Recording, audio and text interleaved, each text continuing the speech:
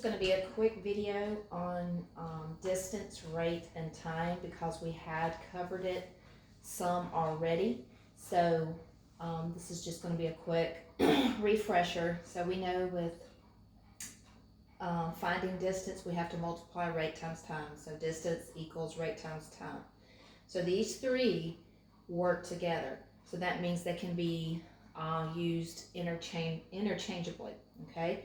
So rate times time is distance. So that means I can take the distance, divide it by the rate, and get the time. And it also means I can take the distance divided by the time and get the rate. So that they just can all work with each other. It just depends on what information they give you. So I gave you some examples for each way. So the first one, we have the rate and time.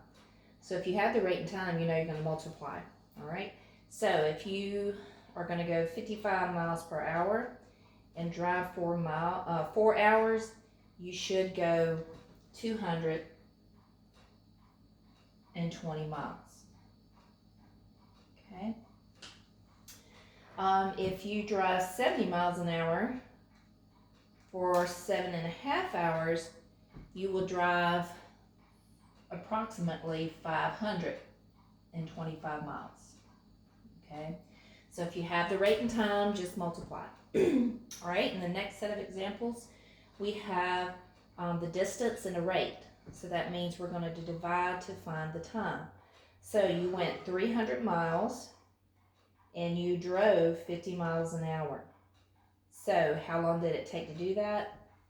6 hours. Okay. You drove 140 miles at 65 miles per hour. And you come up with 2 and a decimal, so we're just going to round that off. So we're going to say 2.2 hours and leave it at that.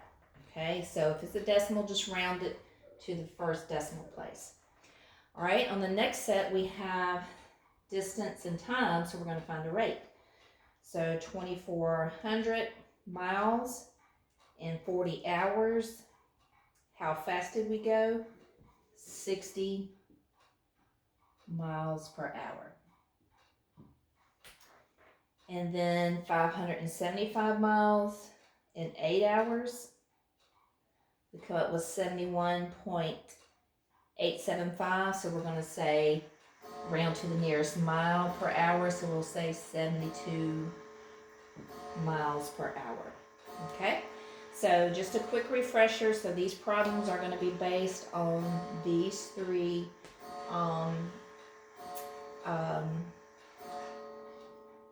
different ways that you can use distance, rate, and time.